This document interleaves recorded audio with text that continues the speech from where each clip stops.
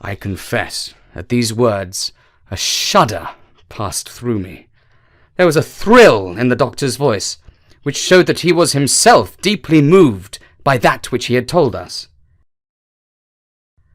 Holmes leaned forward in his excitement, and his eyes had the hard, dry glitter which shot from them when he was keenly interested. "You saw this?" "As clearly as I see you." "And you said nothing?" "What was the use?" "How was it that no one else saw it?" "The marks were some 20 yards from the body, and no one gave them a thought. I don't suppose I should have done so, had I not known this legend." "There are many sheepdogs on the moor?" "No doubt, but this was no sheepdog." "You say it was large? But it had not approached the body?"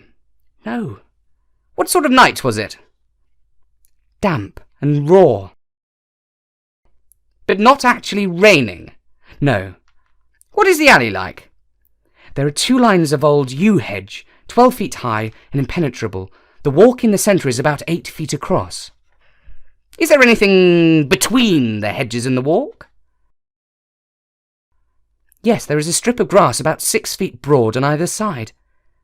"I understand that the yew hedge is penetrated at one point by a gate." "Yes, the wicket gate, which leads on to the moor." "Is there any other opening?" "None." "So that to reach the yew alley, one either has to come down to it from the house, or else enter it by the moor gate."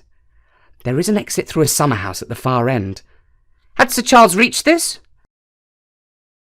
"No, he lay about 50 yards from it."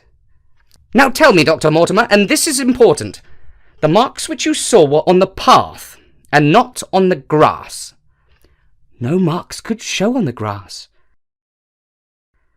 "Were they on the same side of the path as the moor gate?" "Yes, they were on the edge of the path on the same side as the moor gate." "You interest me exceedingly. Another point. Was the wicket gate closed?" "Closed and padlocked." "How high was it?" "About 4 feet high." "Then anyone could get over it?" "Yes." "And what marks did you see by the wicket gate?" "None in particular." "Good heaven, did no one examine?" "Yes, I examined myself." "And found nothing?" "It was all very confused. Sir Charles had evidently stood there for 5 or 10 minutes." "How do you know that?" "Because the ash had twice dropped from his cigar." "Excellent. This is a colleague, Watson, after our own heart. But the marks?" "He had left his own marks all over the small patch of gravel. I could discern no others." Sherlock Holmes struck his hand against his knee with an impatient gesture.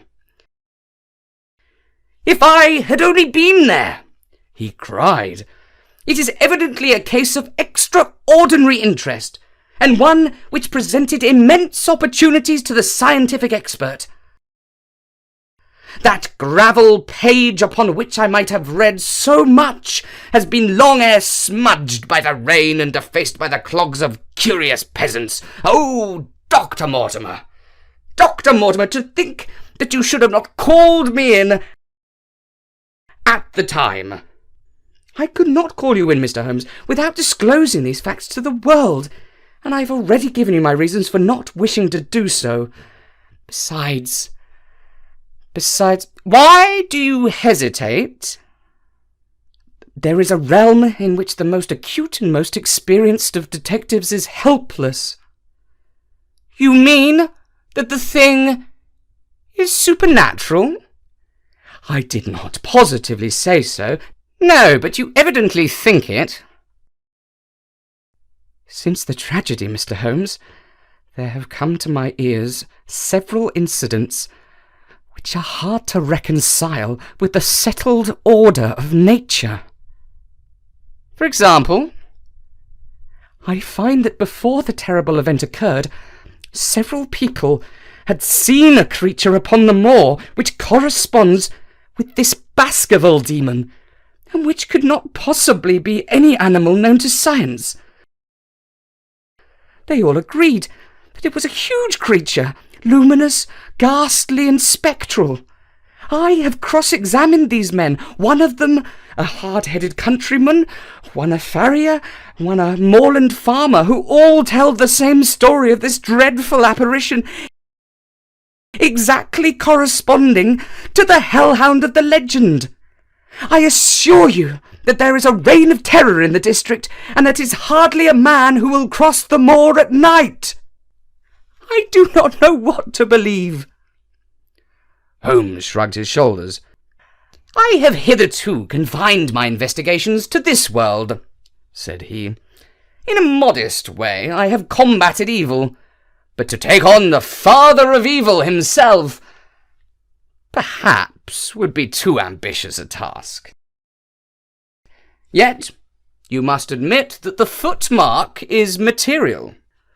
The original hound was material enough to tug a man's throat out, and yet he was diabolical as well. "He being the heir?" "Yes. On the death of Sir Charles, we inquired for this young gentleman, and found that he had been farming in Canada. From the accounts which have reached us, he is an excellent fellow in every way. I speak now not as a medical man, but as a trustee and executor of Sir Charles's will." "Why should he not go to the home of his fathers?" "It seems natural, does it not? And yet consider that every Baskerville who goes there meets with an evil fate. I feel sure that if Sir Charles could have spoken with me before his death, he would have warned me against bringing this, the last of the old race, and the heir to great wealth, to that deadly place.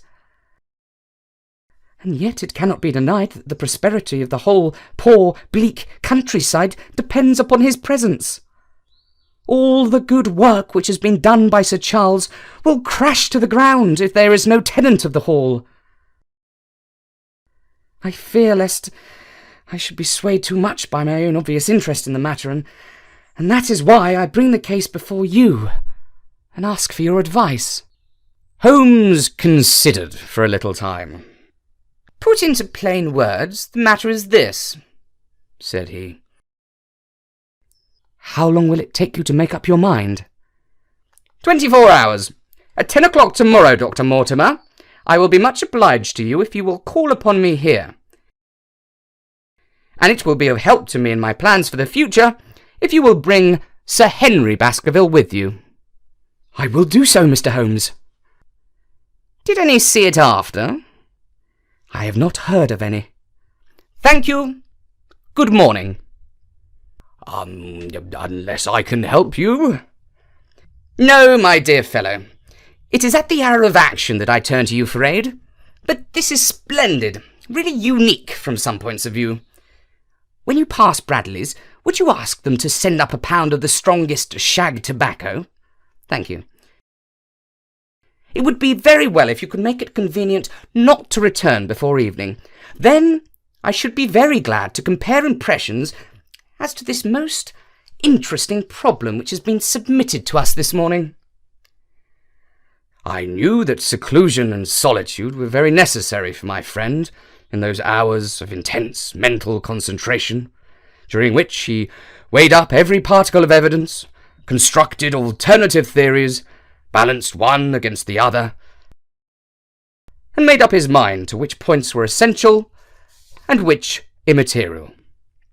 I, therefore, spent all the day at my club, and did not return to Baker Street until evening. Am I right?" He laughed at my bewildered expression. "There is a delightful freshness about you, Watson, which makes it a pleasure to exercise any small powers which I possess at your expense. A gentleman goes forth on a showery and miry day. He returns immaculate in the evening, with the gloss still on his hat and his boots. In spirit?" "Exactly. My body has remained in this armchair, and has, I regret to observe, consumed in my absence 2 large pots of coffee and an incredible amount of tobacco. After you left, I sent down to Stamford's for the ordnance map of this portion of the moor, and my spirit has hovered over it all day. I flatter myself that I could find my way about." "Very large." He unrolled one section and held it over his knee. with a wood around it. Exactly. I fancy the yew alley, though not marked under that name, must stretch along this line, with the moor, as you perceive, upon the right of it. This small clump of buildings here is the hamlet of Grimpen, where our friend Dr. Mortimer has his headquarters. Within a radius of 5 miles, there are, as you see, only a few scattered dwellings. Here is Laughter Hall, which was mentioned in the narrative. There is a house indicated here, which may be the residence of the naturalist. Stapleton, if I remember right, was his name. Here are 2 moorland farmhouses, High Tor and Foulmire. Then, 14 miles away, the great convict prison of Princetown. Between and around these scattered points extends the desolate, lifeless moor. This, then, is the stage upon which tragedy has been played, and upon which we may help to play it again. It must be a wild place. Yes, the setting is a worthy one. Then you are yourself inclining to the supernatural explanation? What do you make of it? It is very bewildering. It certainly has a character of its own. There are points of distinction about it. That change in the footprints, for example. What then? He was running, Watson. Running desperately. Running for his life. Running until he burst his heart and fell dead upon his face. Running from what? There lies our problem. There are indications that the man was crazed with fear before he ever began to run.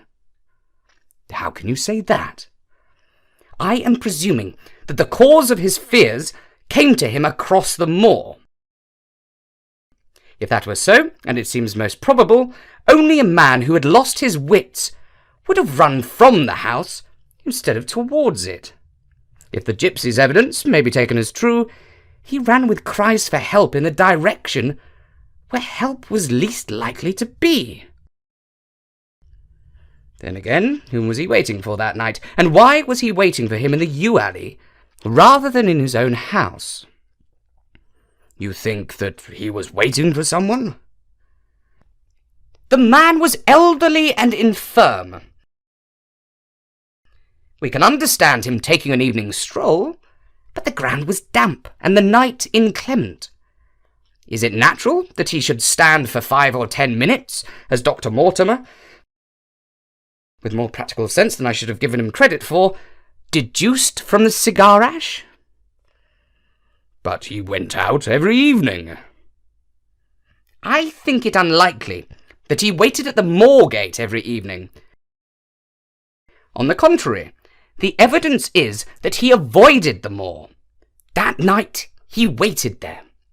It was the night before he was to make his departure for London. The thing takes shape, Watson. It becomes coherent. Might I ask you to hand me my violin, and we will postpone all further thought upon this business until we have had the advantage of meeting Dr. Mortimer and Sir Henry Baskerville in the morning.